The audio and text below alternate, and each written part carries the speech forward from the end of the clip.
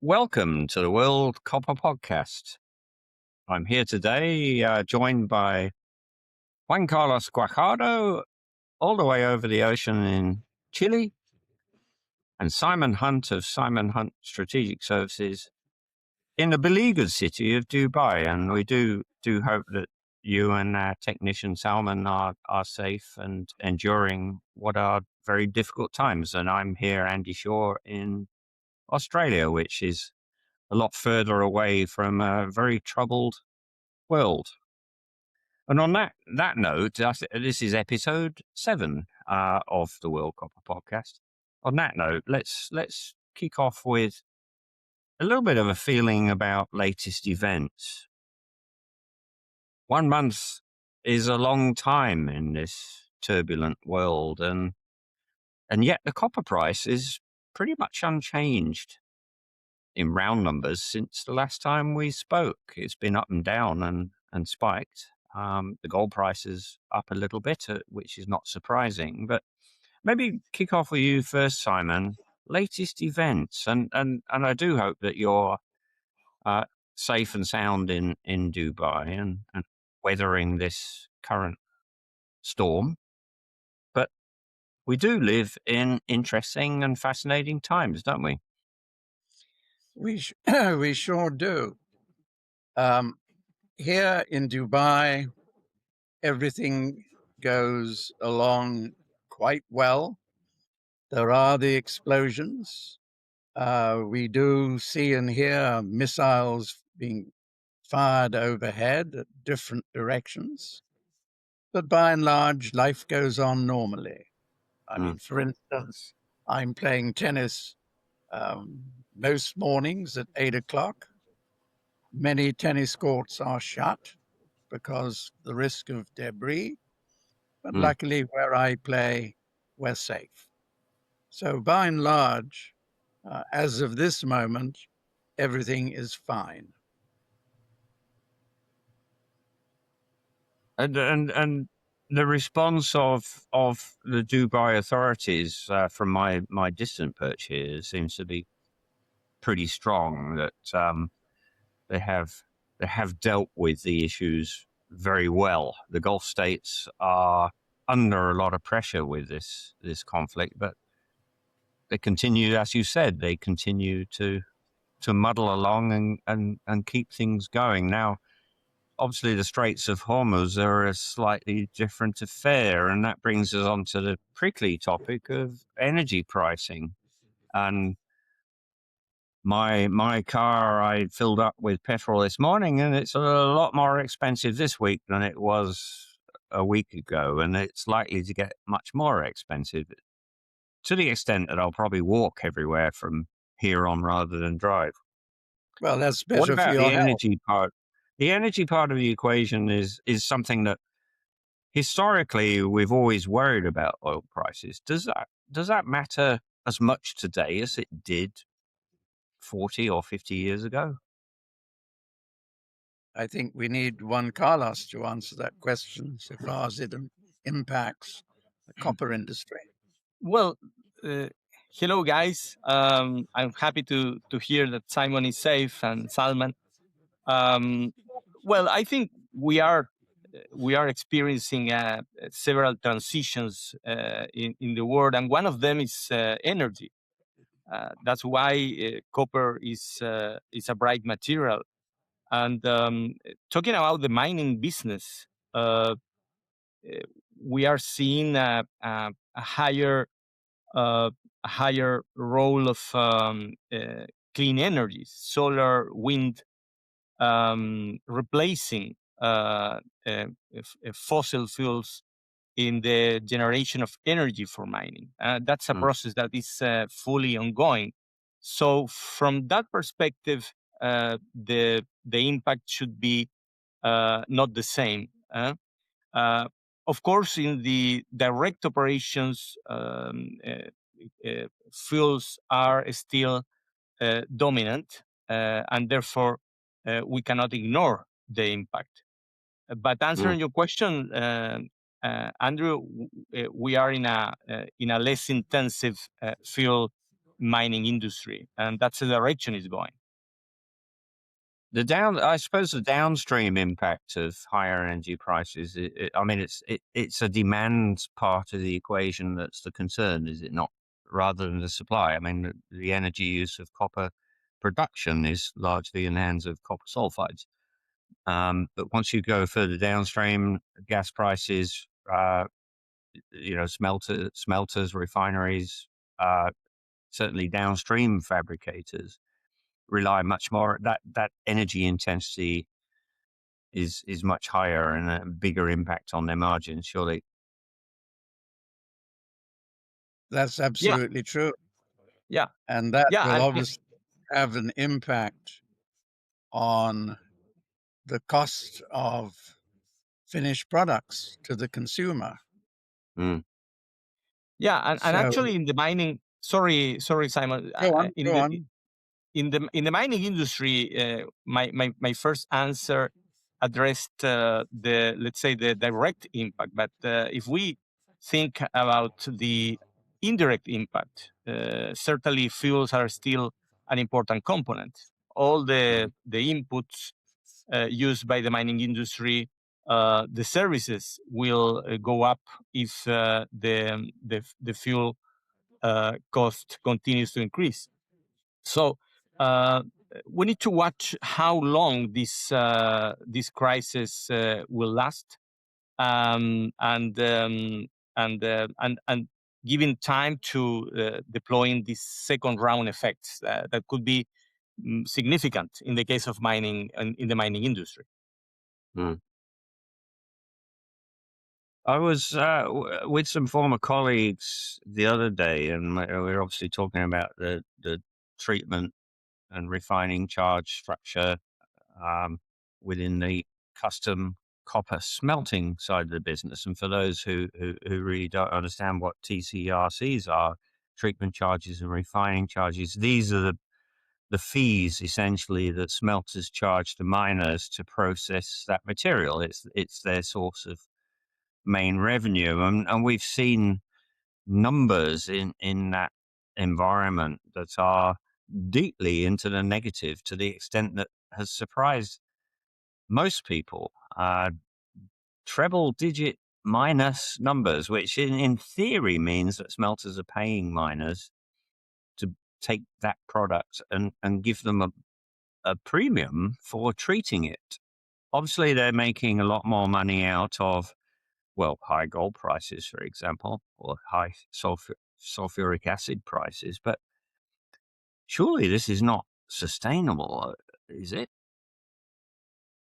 Can I answer first from a Chinese point of view? Because they are the largest smelting country in the world. I think something around 47% of global smelt production. Yeah. And where they are, Chinese smelters are perfectly happy with their returns, despite treatment charges, for instance, in February, averaging about minus 50. And that's got even more so, yeah. I think we're now talking about minus 100 plus, yeah, in the spot market. Yeah, that's the traders' numbers. Yeah. But in China, what is saving them is sulfuric acid prices. Mm. Smelter production in China last year was 10.92 million tons, according to the ICSG, which equates to about 44 million tons of sulfuric acid. Mm. And prices last year averaged RMB 700 a ton, with a sharp pickup in the fourth quarter to an average of 845. And in fact, at the current acid prices, they are over 1100. The cost for the average smelter to produce the sulfuric acid is 100 RMB. So they're making an average profit last year of 600 RMB a ton, which if you convert that for the whole industry into US dollars, is a staggering 940 million US dollars. Mm. And if acid prices remain at this higher level of around 1100 RMB, then actually the profit cushion for Chinese smelters this year will be approaching $1.4 billion. So you can forget any cutback in That's not smelt. going to happen there. No. And in fact, reliable sources in China are telling me that smelt production this year will increase by at least 4.5%. And refined production, which is a bit different because that obviously is triggering inputs from the scrap side of the equation. That seems to be a much larger, I think you've written a report recently on this, a much larger number than you expected. Yeah, the scrap equation is actually very interesting. And since I wrote that report, I did some further work in the last few days. Scrap accounts for around 25% of refinery feed. Last year, domestic recovered copper scrap in China was 2.7 million tons, of which 81% was old scrap and 2.3 million tons was imported. The import destinations changed very sharply last year compared to 2024. In 2024, America was the major importer, accounting for 20%, but last year fell to 6% because America is restricting scrap export. That fits with the pattern of the US trying to resurrect its own domestic sort of production profile in that space. And to contain China. Yes. Juan Carlos, Chinese smelting is not about to fall over on its knees and disappear. Is that the same equation in the context of smelters outside China? Well, I think by the way, hearing Simon's comment, I started to believe that the Chinese smelter are sulfuric acid smelters and copper anodes are the byproducts, you know. So, but outside China, what we are seeing here is the rise of geopolitical influence, because the dispute between the U.S. and China is more about processing capacity rather than the mining resources. Yes. And what we are hearing is that the United States is promoting the development of processing capacity, regardless of the economics, purely economics. We are hearing subsidies. We are hearing about potential agreements with countries like Japan to explore developing more smelting capacities outside China. So the control of supply chains makes me to believe that we are probably approaching to more smelting capacity than less smelting capacity, which is the opposite that the economics are pointing out. But what about, I mean, Chile has an aging fleet of smelters. There's obviously some major capital decisions about that. Why doesn't Chile just shut those smelters down and export concentrates to China? This brings us into that rather tetchy subject of strategic control. Well, I suppose. if you if you would have asked me this question 1 year ago, I would say yes, we should do that. However, I'm started to reconsider my position because the the capacity to produce or to process concentrates is perhaps a wise decision to avoid being trapped between China and the United States. So I think all the countries should consider this angle and not only the purely economic aspect. I think the world that was driven by only purely economic decisions is left in behind. So yeah, just to update our listeners, Chile has planned 2 new smelters. So partially perhaps to replace the old smelters that you mentioned, Andy, but at a certain extent aligned to what I'm describing about rising of geopolitical influence in this issue. Yes. Is that? I mean, well, I wasn't really aware of that. So presumably these are going to be state of the art smelters rather than legacy smelters, which is the problem that Yes. Chile has faced.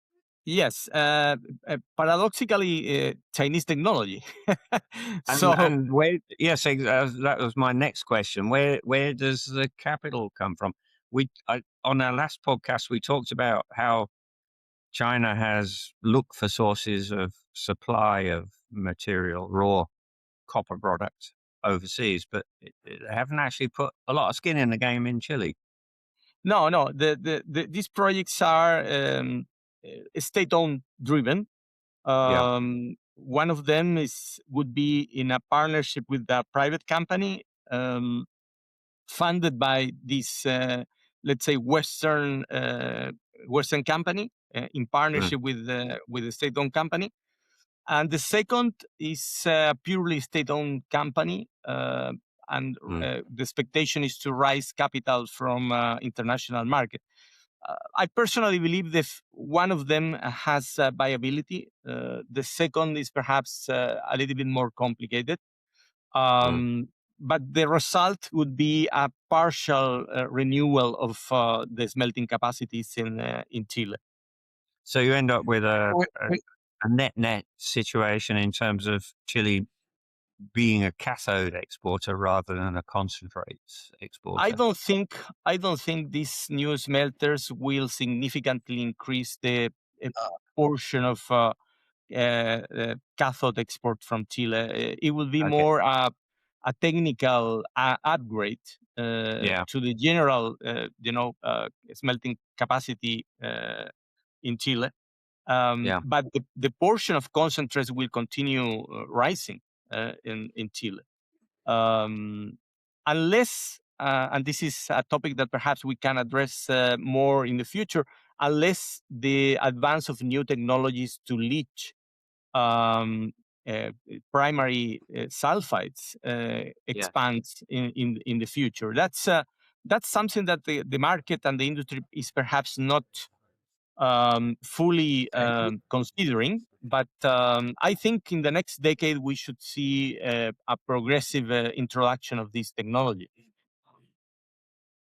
Well, that sort of, in a way, that brings us to one of the topics we had on the list, which is about mine supply potential over the medium term. What you're talking about there, Juan Carlos, is probably somewhat longer term. These leaching technologies. This is the sort of the golden dream of copper has always been how do you leach sulfides, and a number of experienced players have dabbled in that dark art and not really been successful. Do you think we are on the cusp of a breakthrough in that area? I think we are much closer. Actually, Rio Tinto started producing using these technologies in Johnson Camp in the United States through the Newton subsidiary. And here in Chile, there are a couple of projects that are including this technology from the engineering studies. Don't forget that Chile has a large and progressive idle capacity on the leaching of oxides. So Yes. there is a huge potential to reconvert these facilities to leach secondary and primary sulfide. So the incentives are very clear in Chile, at least, and I think in other countries like perhaps Peru or others. But the incentives are very well aligned to see the progressive introduction of this technology, and I think it's starting to happen, and will accelerate at the end of the decade. And is there a capital flow into sponsoring those developments? I can name you a list of companies that are involved here. The most famous is perhaps Yeti, U.S. company backed by large Western companies. But there are more. I can name you a couple of Chilean companies, Seibo, Nova Mineralis, and also some Japanese companies exploring the use of geoline to replace chloride in the leaching processes. So I'm quite clear that this will happen. Of course, the timing nobody can ensure that, but I'm pretty sure it will happen at the end of this decade or at the beginning of the next one. So this doesn't really get rid of the scarcity concern in the, let's say, the medium term between now and the early 2030s. I mean, if you look through the list of copper mines that are about to come on stream, it's not a very long list. And so the supply constraints are going to be there for quite a duration, which means that really pricing is largely dependent on other factors, but the scarcity premium with copper is still a very important factor, surely. Yeah, absolutely, Andre, and that's why I think the chances of these new technologies are higher, because the lack of projects is evident. And not only the lack of projects, the growing difficulties in developing projects. That's a secondary factor. Yes, Simon. What is the difference between supply and demand? Do we really have a big deficit between now and, say, 2030, 2032? I'm beginning to That's a good question. It's a great question, because in the end, there is no deficit, is there? No, it can't be. Yeah. Either the supply is there or the demand falls away. Yeah. Excuse me for butting in, where I think people are underestimating the potential future production is from Russia, China, and Central Asia. I mean, and Africa, perhaps, Simon. Africa, perhaps. Africa as well. Yeah. But I'm just talking about one part of the world. Yeah. Which people don't seem to appreciate what is going on there. Yeah. China, I was shocked when I asked a person in China that you two guys know well, what is China's mine production going to be in 2030, 2032? And the answer was an additional 450 to 650,000 tons. Yeah. Is that in anybody's equation? Then I went to my friend in Moscow, who is part of the copper game, and I asked him, what developments are you seeing? And he said the official answer is an increase of about 100,000 tons of cathode. But then he gave me the list of projects. And when you added up the projects, it's 500 to 600,000 tons. I mean, these are known projects that are being progressed. And then if you go into Kazakhstan and Uzbekistan, you've got probably another 300,000 to 500,000 tons there of cathode. Yeah. So what I'm trying to say is we need to merge what we know in the West to what we know in the East to get a real global figure. And that tonnage that you're talking about, those projects are going to be developed on a very different metric to ASX listed company in Australia, and which wouldn't want to mine 0.15% or 0.2% copper. But if you have a porphyry in the middle of Tibet at 0.2% copper and it can produce a lot of dirt, then it might make sense in a different strategic context. Yeah. And well, obviously capital expenditure comes from the state. Yes. Supply always. Sorry, Simon. Mangolas, carry on. Yes. No, carry on. Yeah, supply always catch up with demand. I think we need to acknowledge that the demand growth for copper will probably be higher than before, and for many reasons. And I'm not talking only about the data centers and the clean energy. Geopolitics is also another important source of higher demand for copper. But yes, I agree. At the end, supply tends to catch up with higher demand. The point is that in the short term, and let me share with you guys our numbers, we don't see any significant growth in Latin America. Latin America explains almost half of the copper mine supply. And at least in the next years, we don't see any significant increase in copper production here. So depending on the scenarios that we can expect in the world, which is quite uncertain, but the next years could be very, let's say, deficit years for copper, in my opinion. Perhaps Simon disagrees with me, but but that's a view. That's a view I have on the short term. Yeah. Well, let me go through briefly on the numbers that I recently updated, based for the non-China world on ICSG, and on China on our own reliable sources. So in 2024, we had a surplus of 380,000 tons. Last year, we had a surplus of around 1 million tons, despite the price doing what it did do for all sorts of reasons.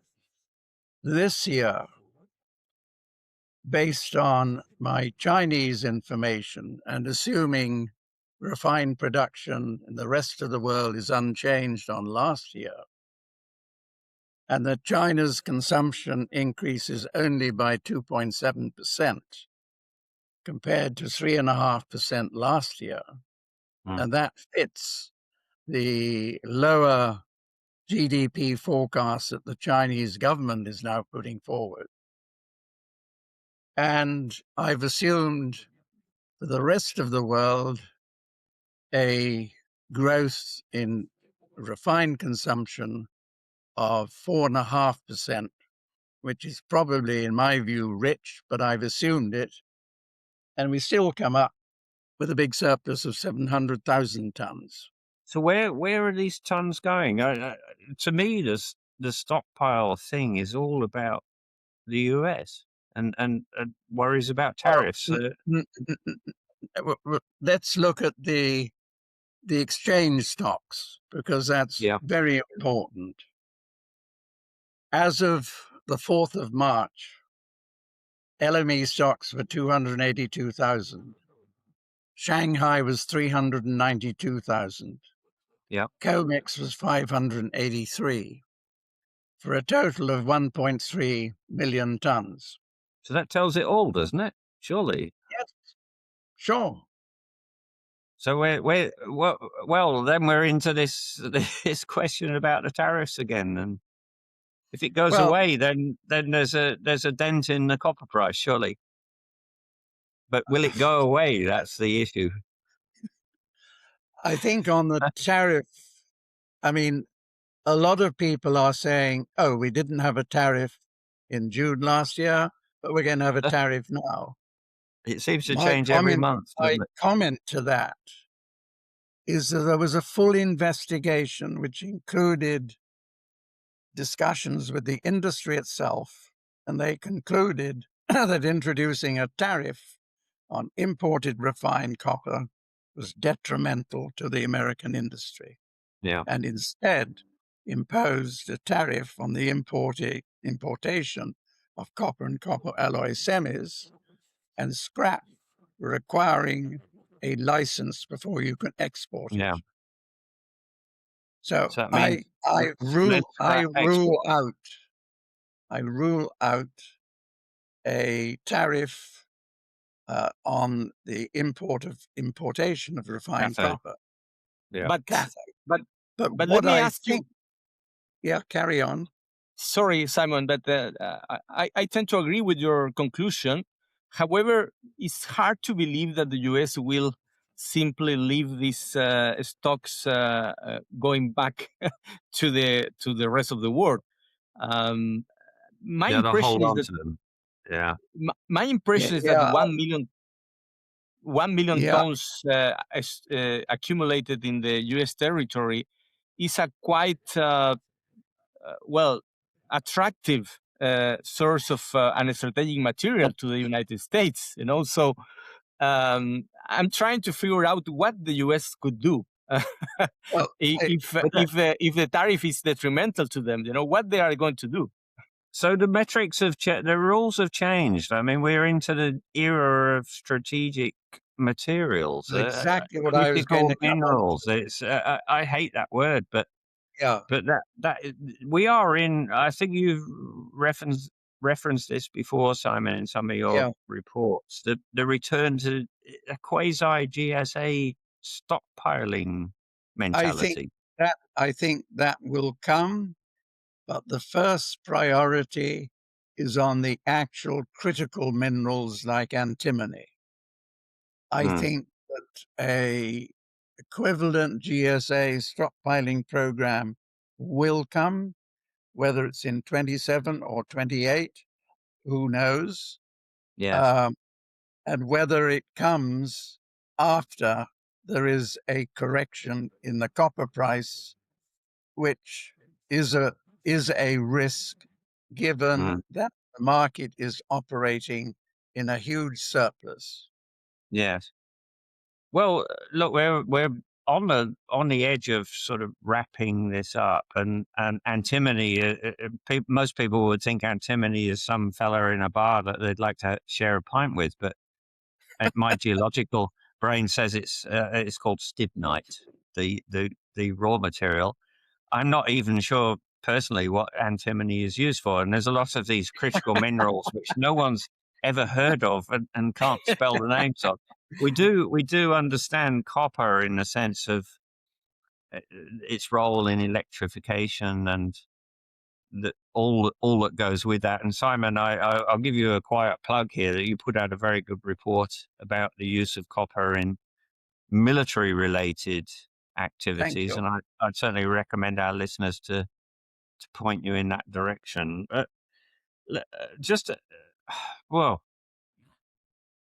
looking a little bit further down the road is becoming even more prickly than it was the last time we spoke. I think we said, "What's your view of the quarter ahead?"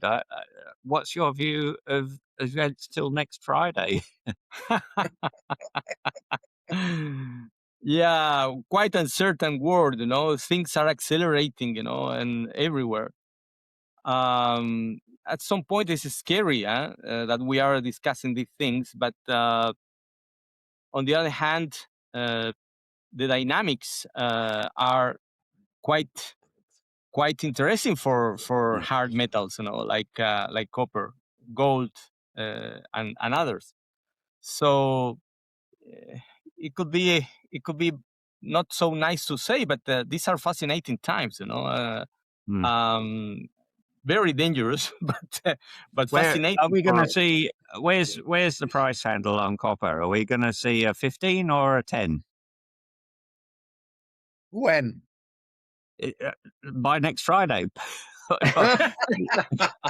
let's say over the next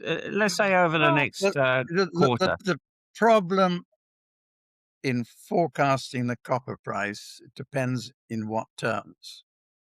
If you're forecasting in nominal terms, then according to my technical associate, we will probably see 16,000 in 2028 and 28,000 in 2030-32. But if you convert those prices to 2026 US dollars, the comparable prices are 11,000 and 14,300. Not so different from today's prices. Yeah. So Juan Carlos, that's an interesting one because it's been a while since I've been involved in long-term planning within large organizations, but obviously they worry a lot about long-run copper price, which when you think about it, doesn't really exist. But what are most investors thinking, do you imagine, about the long-run price? Every copper stock should have an implicit expected market price embedded in it. Yeah, that's a very important point, Andy. And the measure I like to answer that question is the price that is used to prepare the economic assessment of projects. Yeah. Yes. If you look at the price used in preliminary economic assessment, pre-feasibility studies, feasibility studies, right now the price is around $4.5 per pound, which is significantly higher compared with the price used 5 or 10 years ago. I still remember copper projects evaluated at $3 per pound at that time. So we have seen a significant increase in this number, which is a reflect of many things that we have discussed in this podcast and the previous podcast. How difficult is to develop projects, and without a higher price, it's going to be difficult to justify the investment. It's a chicken and egg situation. Is the English term, is that what you expect is what you get, or not? That's a risk, The real question is, what unit do you use? What do you mean by unit, Simon? It's what price do you use? Nominal or real? I suppose that depends on the time frame. Yeah, I mean, if you're talking about between now and Friday, nominal versus real doesn't matter. But if you're talking about, I know, but that's what I'm making the comment. That's why I gave those price forecasts in constant $26 and in the nominal dollars. Yeah, but these assessments, guys, are conducted on 20, 25 years terms, and using the real money of the present. So if you evaluate a project now, you are considering that the $4.5 per pound is the real price for a 25 years period. Okay, look, we're gentlemen, musketeers. We're running out of time. Before we leave, Juan Carlos, you're going to very much enjoy CESCO week in your wonderful land of Chile. What are you going to be talking about, do you expect? Well, I hope I hope that there will be many meetings. We are working on a very tight schedule. What we are seeing is a great interest to come to CESCO week. I understand that the dinner was sold out 3 months ago. We are talking about more than 2,000 people in the dinner, and this That's is amazing. not considering the side events. So it's a great occasion. Anyone in the copper industry should be there. Yeah. Yes, and it's worth to say because Chile is very far away from any corner of the world. So if the people is willing to come here, is because the matter of copper is very significant, and there are many questions and doubts. Simon has raised some of them, but I'm not sure we can provide them. We can get answers in this CESCO week, but probably more questions. It's probably a bit easier to More fly questions to than answers. Yeah. Yeah, I've realized I was planning a flight to Europe, and then you realize how all flights go through the Middle East. So Simon's part of the world is a bit of a bottleneck, let's say. And on that note, look, I'm going to quote Christopher Marlowe, who is a contemporary of William Shakespeare. And he said, "Unhappy Persia, that in former age has been the seat of mighty conquerors." I think that sums it up to me in the sense that the whole Iran conflict is more complicated than people perceive. This is the seat of ancient civilizations, and we've got a long way to go before we really understand what's happening there. And I think, Simon, you've quoted this before from Sun Tzu, The Art of War. From an investment point of view, in the midst of chaos, there is always opportunity. That's what he said, amongst his many quotes. Look, I think we can call that a wrap. And Simon, Salman, you take care and look after yourselves in Dubai. Thank you very much. I hope to pass through your beautiful city at some stage in the next month or two. And if you want to find out more about the Three Musketeers, then look us up on www.theworldcopper.com. We'll be back again soon. In the meantime, safe travels, take care of yourselves. Watch in on a mate or a friend, look after each other, and we'll see you again.